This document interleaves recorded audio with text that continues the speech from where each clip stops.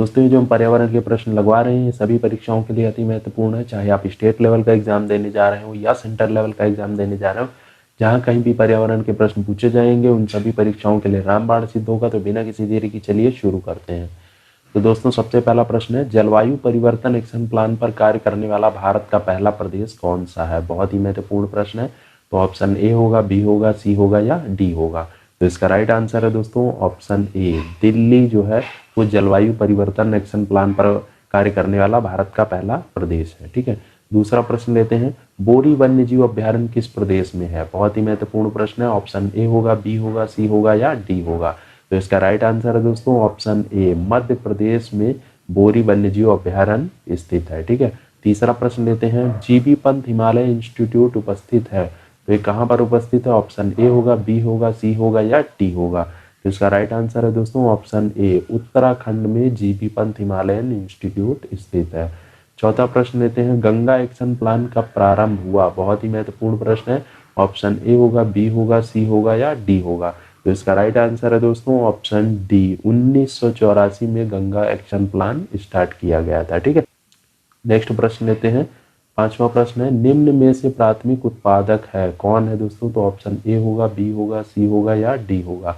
तो इसका right answer है दोस्तों ऑप्शन बी, पौधे जो होते हैं वो प्राथमिक उत्पादक होते हैं। ठीक है, छठा प्रश्न लेते हैं, विश्व संरक्षण निगरानी केंद्र का मुख्यालय कहाँ पर स्थित है? ऑप्शन ए होगा, बी होगा, सी होगा या डी होगा? तो इसका राइट आंसर है दोस्तों ऑप्शन ए, कैम्ब्रिज में है। ठीक है, बहुत ही इंपॉर्टेंट प्रश्न है, इसको भी नोट कर लीजिएगा। सातवां प्रश्न लेते हैं, कोयला खदानों में वह गैस जिससे खनि कर्मियों को समस्या होती है वह गैस कौन सी है?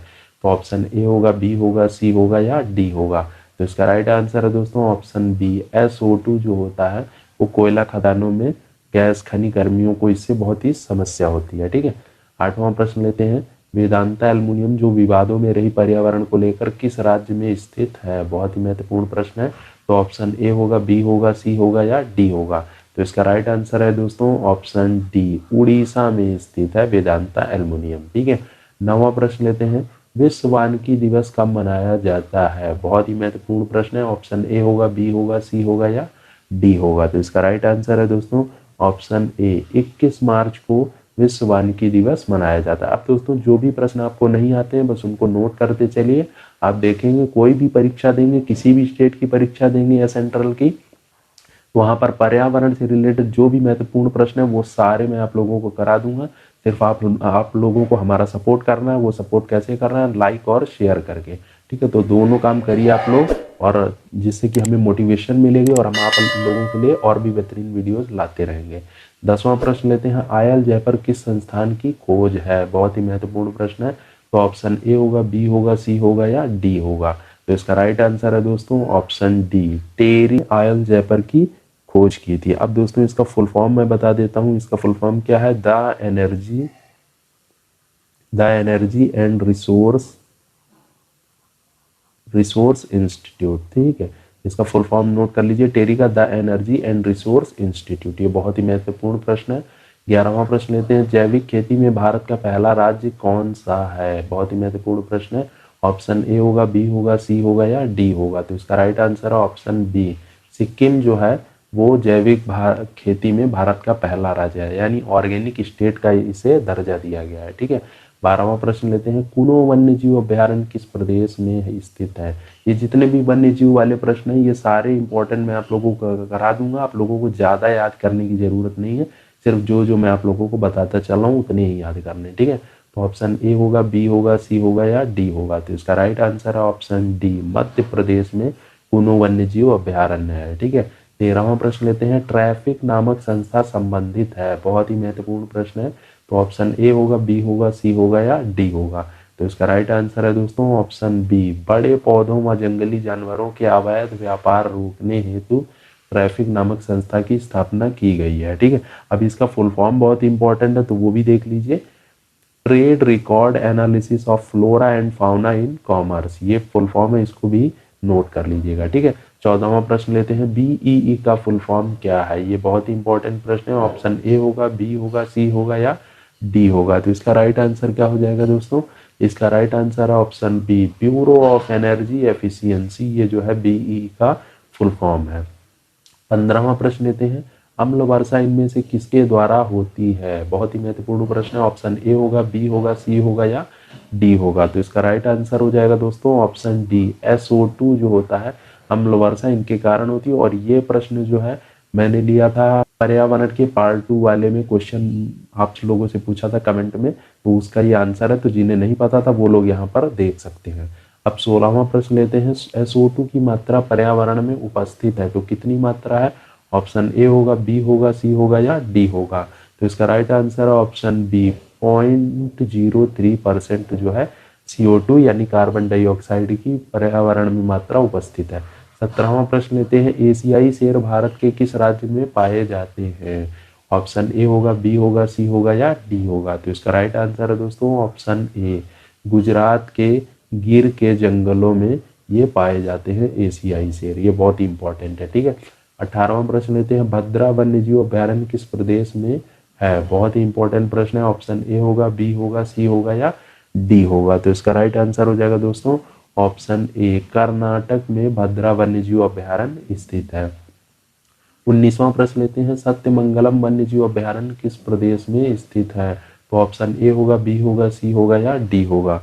तो इसका राइट आंसर क्या हो जाएगा दोस्तों ऑप्शन ए, तमिलनाडु में सत्यमंगलम वन्यजीव अभ्यारण्य स्थित है। 20वां प्रश्न लेते हैं, निम्न में कौन सा प्रदूषक तंत्रिका तंत्र को प्रभावित करता है? तो ऑप्शन ए होगा, बी होगा, सी होगा या डी होगा? तो इसका राइट आंसर है दोस्तों ऑप्शन ए, PB यानी कि लेड। लेड जो है प्रदूषक है एक हिसाब से, और वो क्या करता है? तंत्रिका तंत्र को प्रभावित करता है। ये बहुत इंपॉर्टेंट है। 21वां प्रश्न लेते हैं, AAQMS के अंतर्गत कितने प्रदूषक हैं? बहुत इंपॉर्टेंट प्रश्न है। तो ऑप्शन ए होगा, बी होगा, सी होगा या डी होगा? तो इसका राइट आंसर है दोस्तों ऑप्शन ए, 8 पॉल्यूटेंट होते हैं टोटल। ये बहुत ही महत्वपूर्ण है। और AAQMS का फुल फॉर्म क्या होता है ये भी बहुत ही महत्वपूर्ण है, तो इसको भी आप लोग देख लीजिए, ambient air quality monitoring system, ये है फुल फॉर्म AAQMS का, तो इसको भी नोट कर लीजिएगा, ठीक है। 22वां प्रश्न लेते हैं, गाड़ियों में प्रदूषण के नियंत्रण हेतु लगाते हैं तो क्या लगाते हैं? ऑप्शन ए होगा, बी होगा, सी होगा या डी होगा? तो इसका राइट आंसर है ऑप्शन ए, कैटालिटिक कन्वर्टर लगाते हैं गाड़ियों में प्रदूषण के नियंत्रण के लिए, ठीक है। 23वां प्रश्न लेते हैं, प्रथम यूरो नॉर्म कब से भारत में प्रारंभ हुआ? बहुत ही महत्वपूर्ण प्रश्न है। तो ऑप्शन ए होगा, बी होगा, सी होगा या डी होगा? तो इसका राइट आंसर क्या हो जाएगा दोस्तों? इसका राइट आंसर है ऑप्शन बी, 2000 में प्रथम यूरो नॉर्म स्टार्ट किया गया। अब दोस्तों जिन्हें यूरो नॉर्म नहीं पता उन्हें मैं थोड़ा सा बता देता हूँ। यूरो नॉर्म यानी कि यूरोपियन स्टैंडर्ड के हिसाब से वहाँ पे जो पेट्रोल मिलते हैं तो उनको कहते हैं, ठीक है।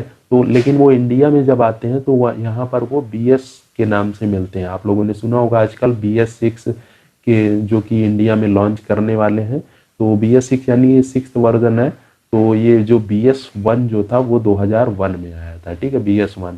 अब BS6 आने वाला है, BS4 जो है अभी इस समय हमारे कंट्री में चल रहा है प्रेजेंटली, और BS5 भी कुछ मेगा सिटीज में चल रहा है, जैसे दिल्ली में चल रहा है, ठीक है, BS5 चल रहा है वहाँ पर। लेकिन अब डायरेक्ट जंप करने जा रहे हैं हम लोग BS6 पे, जो कि जिससे कि पर्यावरण प्रदूषण के लेवल में काफ़ी कमी आएगी जब BS6 इस्तेमाल होने लगेगा 2020 में, ठीक है। तो ये बहुत ही इंपॉर्टेंट प्रश्न है। तो ये जो BS होता है, BS का मतलब होता है भारत स्टैंडर्ड, और यूरो नॉर्म यानी यूरोपियन स्टैंडर्ड के हिसाब से होता है, ठीक है। तो ये थोड़ा सा मैंने आप लोगों को एक आइडिया दे दिया है। 24वां प्रश्न लेते हैं, गोबर गैस में सर्वाधिक होती है तो क्या होती है? ऑप्शन ए होगा, बी होगा, सी होगा या डी होगा? तो ऑप्शन सी, मेथेन गैस होती है गोबर गैस में, ठीक है। 25वां प्रश्न लेते हैं, चावल के खेत से उत्सर्जित होती है तो चावल के खेत से क्या उत्सर्जित होती है? ऑप्शन ए होगा, बी होगा, सी होगा या डी होगा? तो इसका राइट आंसर है ऑप्शन ए, मीथेन गैस जो होती है चावल के खेत से उत्सर्जित होती है। 26वां प्रश्न लेते हैं, पायरोलाइसिस में आवश्यक है तो क्या आवश्यक है? ऑप्शन ए होगा, बी होगा, सी होगा या डी होगा? तो इसका राइट आंसर है दोस्तों ऑप्शन बी, ऑक्सीजन की अनुपस्थिति में जो है पायरोलाइसिस के लिए आवश्यक है, ठीक है। 27वां प्रश्न लेते हैं, चंडी प्रसाद भट्ट संबंधित हैं तो किससे संबंधित है? ऑप्शन ए होगा, बी होगा, सी होगा या डी होगा? तो इसका राइट आंसर है दोस्तों ऑप्शन सी, चिपको आंदोलन से रिलेटेड है। अब चिपको आंदोलन और एपिको आंदोलन, इन दोनों के बारे में मैंने पिछले वीडियो में अपने बताया था, तो उसको जरूर देखिएगा, वहां पर मैंने आपको ये चीजें डिटेल में बताई हैं, ठीक है।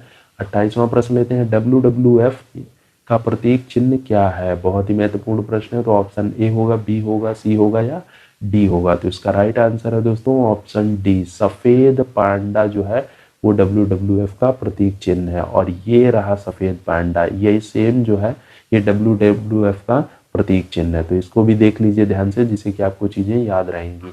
29वां प्रश्न लेते हैं। नीरी यानी NEERI स्थित है। तो ऑप्शन ए होगा, बी होगा, सी होगा या डी होगा? तो इसका राइट आंसर है दोस्तों ऑप्शन बी, नागपुर में नीरी स्थित है। इसका फुल फॉर्म भी बहुत इंपॉर्टेंट है, तो इसे नोट कर लीजिए, national environmental engineering research institute. ठीक है। 30वां और हमारा अंतिम प्रश्न है, एनीमोमीटर किसका मापन करता है? बहुत ही महत्वपूर्ण प्रश्न है।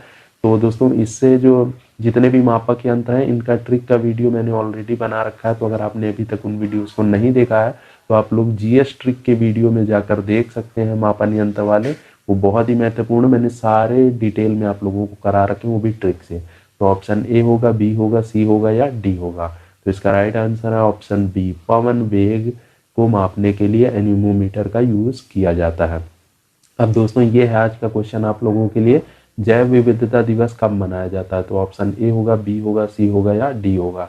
तो ज़्यादा से ज़्यादा लोग इस क्वेश्चन का आंसर हमें कमेंट में करके बताएं। जिसका भी आंसर सही होगा उसे मैं पिन कर दूंगा, बाकी लोग वहां से जाके देख सकते हैं। और जो नेक्स्ट पार्ट आएगा जो पर्यावरण से रिलेटेड, जो कि हमारा होगा पार्ट 4, उस वीडियो में मैं इस क्वेश्चन का आंसर भी बता दूंगा। तो उस वीडियो को भी आप लोग देखना बिल्कुल भी मत भूलिएगा। तो दोस्तों ये था हमारा आज का वीडियो पर्यावरण से रिलेटेड, ये हमारा पार्ट 3 था। मुझे उम्मीद है आप लोगों को पसंद आया होगा।